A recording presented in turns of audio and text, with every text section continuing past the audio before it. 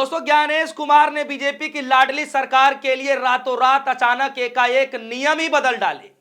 तमाम 12 राज्यों के लिए एसआईआर की प्रक्रिया है, लेकिन बीजेपी की लाडली सरकार के लिए पूरे नियम को ही बदल दिया गया। यानी वहां पर एसआईआर नहीं, एसआर किया जाएगा। जी हां, जानकर सुनकर आप सभी भी हैरान होंगे, आश्चर्यचकित होंगे कि आखिर ये किस तरीके के बदलाव किए जा रहे हैं और दोरंगा व्यवहार क्यों किया जा रहा है।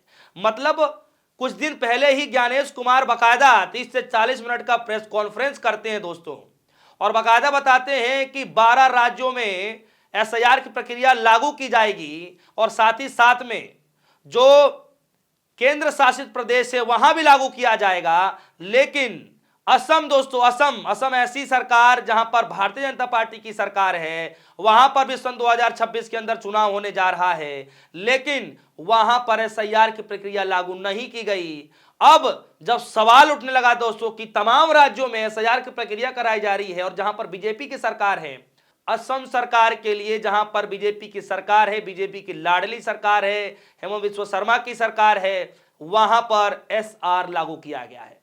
दोस्तों, आज इसमें खबर में बतलाने जा रहा हूं कि आखिर ऐसा क्यों किया गया। एसआईआर, स्पेशल इंटेंसिव रिवीजन और स्पेशल रिवीजन, ये दोनों के बीच की समांतर क्या है, क्या क्या डिफरेंसेस है, मैं ये भी आपको बतलाने जा रहा हूं। और असम के अंदर एसआईआर लागू ना करके एसआर लागू किया गया, क्यों किया गया, क्या इस पर सफाई दी गई, ये भी मैं आपको बतलाने जा रहा हूं। और साथ ही साथ दोस्तों, किस तरीके से विपक्षी पार्टियों ने सवाल पूछे हैं वो भी मैं आपको बतलाने जा रहा हूं। सबसे पहले आप ये खबर देखिए, ये खबर निकल करके आई है, न्यूज 80 ने इस खबर को ब्रेक किया और खबर में लिखा गया है, बिहार की तरह असम में क्यों नहीं होगा एसआईआर, चुनाव आयोग कराएगा वोटर लिस्ट का सिर्फ स्पेशल रिवीजन। जी हां, एसआईआर मतलब स्पेशल इंटेंसिव रिवीजन, लेकिन यहां पर होगा सिर्फ स्पेशल रिवीजन यानी कि एसआर। दोस्तों, इस खबर में लिखा गया है, चुनाव आयोग ने बिहार के बाद पश्चिम बंगाल, दिल्ली, मध्य प्रदेश, यूपी समेत 12 राज्यों में एसआईआर यानी स्पेशल इंटेंसिव रिवीजन का ऐलान किया था, लेकिन बीजेपी शासित असम में इससे अलग रखा गया। अब चुनाव आयोग ने असम में वोटर लिस्ट का स्पेशल रिवीजन एसआईआर कराने का आदेश दिया है, इसीलिए असम को एसआईआर से बाहर रखा गया। स्पेशल रिवीजन और स्पेशल इंटेंसिव रिवीजन में दोस्तों क्या फर्क है, मैं आपको कुछ थोड़ी देर में बतलाने जा रहा हूं, लेकिन आपको समझना पड़ेगा कि स्पेशल इंटेंसिव रिवीजन में जो डॉक्यूमेंट मांगे जा रहे हैं वो स्पेशल रिवीजन में नहीं मांगे जा रहे हैं। हालांकि थोड़ी प्रक्रिया ढीली बरती जा रही है, मतलब जहां पर विपक्षियों की सरकार है वहां पर कड़ी निगरानी से स्पेशल इंटेंसिव रिवीजन कराया जा रहा है, और जहां पर बीजेपी की सरकार है वहां पर हल्का फुल्का तरीके से कराया जा रहा है। और मैं बताने जा रहा हूं कि दोनों में डिफरेंसेस क्या है, लेकिन उससे पहले हेमंत बिस्वा शर्मा साहब क्या कह रहे हैं, ट्वीट करते हुए लिख रहे हैं, the government of Assam welcome the election commission of India decision to undertake a special revision of the electoral roll with 01/01/2026 यानी 1/1/2026 as the qualifying date. This will help ensure clean, update and accurate electoral rolls for all the eligible citizens. Assam will extend full cooperation to the election commission to complete the revision in transparent and time bound manner. जी हाँ, हिंदी में आ जाते हैं, लिख रहे हैं कि असम सरकार निर्वाचन आयोग द्वारा 1/1/2026 को क्वालिफाइंग डेट रखते हुए मतदाता सूची के स्पेशल रिवीजन किए जाने के फैसले को स्वागत करती है। सभी योग्य नागरिकों के लिए स्वच्छ अध्ययन और सटीक मतदाता सूची जो है सुनिश्चित करने का मदद करेगा। असम पारदर्शिता और समयबद्ध तरीके से इस प्रक्रिया को पूरा करने के लिए इलेक्शन कमीशन को पूर्ण सहयोग प्रदान करेगा। इस तरीके से दोस्तों यहां पर जो है सफाई दी जा रही है, बताया जा रहा है कि हम भी पूरा सहयोग करेंगे। लेकिन यहां पर मसला नहीं रुक रहा है दोस्तों। मसला कहां रुक रहा है मैं आगे आपको बतलाने जा रहा हूं, लेकिन इससे पहले तृणमूल कांग्रेस ने दोस्तों एक आरोप लगाया था कि किस तरीके से वहां पर भी रातों रात अचानक एकाएक नियमों में बदलाव कर दिए गए। और वो बदलाव क्या था दोस्तों, मैंने आपको पहले भी खबर में बतला चुका हूं। बदलाव यह किया गया था कि जो बूथ लेवल एजेंट थे उनके नियमावली बदलाव कर दिए गए। जब सन 2023 में उनके लिए अलग प्रावधान था, लेकिन सन 2025 में वो नियमावली ही बदल दी गई।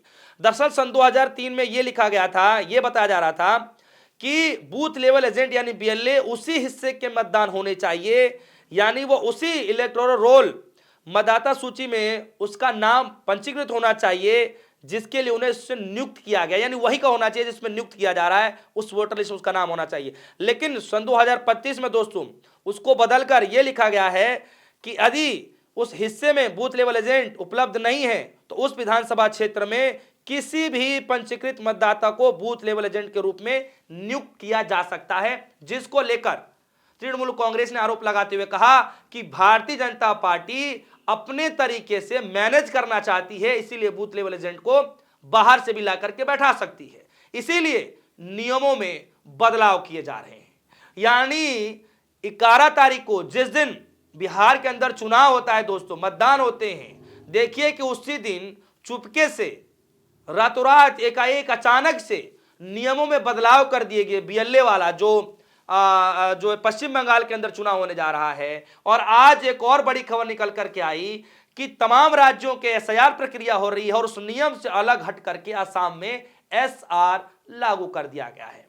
अब आते हैं दोस्तों इस खबर पर, जरा देखिए कि किस तरीके से इस खबर पे जो गंभीर करने वाली बात है वो ये है दोस्तों, इसमें लिखा गया है कि इलेक्शन से पहले हर राज्य में वोटर लिस्ट का शुद्धिकरण होता है, फर्जी या गलत नाम काटे जाते हैं, सही और नाम जोड़े जाते हैं, यह हर साल होता है। इसमें समरी रिवीजन भी होता था, लेकिन इससे पहले बाद में इसको स्पेशल रिवीजन कर दिया गया। और दोस्तों स्पेशल इंटेंसिव रिवीजन, अब ये दोस्तों स्पेशल रिवीजन कर दिया गया है, ना तो ये समरी रिवीजन जैसा होगा, ना ही ये स्पेशल इंटेंसिव रिवीजन जैसा होगा, बल्कि इसमें कहा जा रहा है दोस्तों कि ये बीच का माना जाए, यह एक तरीके का हाइब्रिड मॉडल है।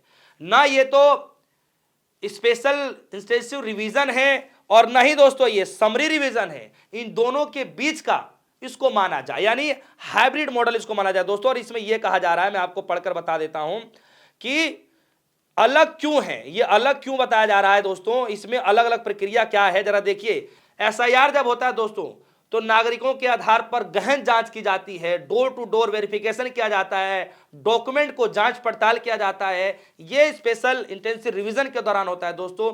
यही कारण रहा कि बिहार में लाखों लोगों के नाम काट दिए गए। लेकिन दोस्तों जो स्पेशल रिवीजन है, इसमें बताया जा रहा है कि सिर्फ रजिस्टर देख करके सत्यापन किया जाएगा, कोई भी गहरी चिंतन मंथन नहीं किया जाएगा, कोई भी गहरा जांच पड़ताल नहीं किया जाएगा। जो हाइब्रिड है दोस्तों, ना इस पर एसआईआर होगा, ना एक तरीके का समरी रिवीजन होगा, बीच का कोई रास्ता निकाल करके अपनी चहीती सरकार के लिए नियमों के ही बदलाव कर दिए गए। दोस्तों आपको समझना पड़ेगा कि बिहार के अंदर जब एसआईआर की प्रक्रिया लागू होती है तो खुद चुनाव आयोग बोलता है कि भैया 62 लाख नहीं, 65 लाख नहीं, 69 लाख लोगों के नाम कट चुके हैं। और कटे क्यों है दोस्तों? सिर्फ एसआईआर की प्रक्रिया लागू होने के बावजूद। जी हां, जब ये बिहार के अंदर आप एसआईआर लागू करते हैं, जब आप पश्चिम बंगाल के अंदर एसआईआर लागू करते हैं, जब आप तमिलनाडु के अंदर एसआईआर लागू करते हैं, जब आप केरल के अंदर एसआईआर लागू करते हैं, उत्तर प्रदेश के अंदर लागू करते हैं, तो फिर आप असम में क्यों नहीं ऐसा कर रहे हैं? ऐसा अलग क्या है असम के अंदर? जो दोस्तों चुनाव आयोग के द्वारा जो जवाब दिया गया है, मैं आप सभी के सामने रखने जा रहा हूं। लेकिन मैं आपको बता दूं कि रातों रात अचानक एकाएक नियमों में बदलाव करके दोस्तों ज्ञानेश कुमार की क्या जवाब दिया गया है कि भैया क्या वजह रही कि हम यहां पर एसआईआर करा रहे हैं। लिख रहे हैं, मुख्य चुनाव आयुक्त ज्ञानेश कुमार ने कुछ दिन पहले स्पष्ट किया था कि असम की परिस्थितियां देश के अन्य राज्यों से भिन्न है। नागरिक कानून के तहत असम के लिए अलग प्रावधान है और सुप्रीम कोर्ट की निगरानी में नागरिकता सत्यापन की प्रक्रिया अंतिम चरण में है। ऐसे में 24 जून को जारी एसआईआर का आदेश एक समान रूप पर असम पर लागू नहीं हो सकता था। बता दें कि असम एनआरसी, विदेशी नागरिकों की पहचान और नागरिकता विवादों के कारण वर्षों से संवेदनशील राजनीतिक जमीन पर खड़ा है। ऐसे में कोई भी व्यापक मतदान सत्यापन प्रक्रिया, कानूनी जटिलताएं और तनाव बढ़ सकती हैं। इसीलिए आयोग ने मध्य विकल्प यानी स्पेशल रिवीजन अपनाया है। लेकिन दोस्तों अगर ये बात कहा जा रहा है कि हमने इस वजह से अपना दिया है, तो फिर पश्चिम बंगाल के अंदर भी तो कुछ ऐसा ही है। तो फिर पश्चिम बंगाल के अंदर ये एसआईआर की प्रक्रिया क्यों लागू की जा रही है? पश्चिम बंगाल के अंदर भी एसआईआर प्रक्रिया लागू कर देनी चाहिए, क्यों नहीं करनी चाहिए? यानी एक राज्य को आप अलग नजरिए से देखेंगे, एक राज्य को अलग नजरिए से देखेंगे। जब एक देश, एक संविधान, एक कानून है तो सबको जो है एक नजरिए से देखना चाहिए। यही तो सवाल पूछा जा रहा है। दोस्तों, सबको पता है कि एसआईआर लागू होने के बाद जो हालात बिहार के अंदर हुए हैं दोस्तों, इससे सभी विपक्षी पार्टियां असमंजस में हैं। और इसीलिए आज के दिन राहुल गांधी ने 12 राज्यों के जहां जहां पर स्पेशल इंटेंसिव रिवीजन एसआईआर की प्रक्रिया लागू हो चुकी है, बड़े बड़े नेताओं को, और आप देखेंगे कि कई बड़े नेताओं के साथ आज राहुल गांधी भी बैठक कर रहे हैं। इसी सब चीजों पर चिंतन मंथन किया जा रहा है। और देखिए, बैठक से पहले ही चुनाव आयोग ने असम के लिए भारी भरकम छूट दे दी है। तमाम राज्यों में एसआईआर और बीजेपी की जहां लाडली सरकार है वहां पर एसआर। जी हां दोस्तों, इस खबर को लेकर के आपके मन में क्या कुछ चल रहा है? क्या सच में छूट दी गई है या फिर सच में गंभीर मसला है जो चुनाव आयोग की तरफ से जवाब दिए जा रहे हैं? दूसरी सरकारों के लिए अलग प्रक्रिया, बीजेपी की लाडली सरकार की अलग प्रक्रिया, इस प्रक्रिया को लेकर आपके मन में क्या कुछ चल रहा है? वीडियो कमेंट सेक्शन में जाएगा, अपनी राय रखिएगा। फिलहाल के लिए दीजिए इजाजत, देखते रहिए न्यूज़। धन्यवाद।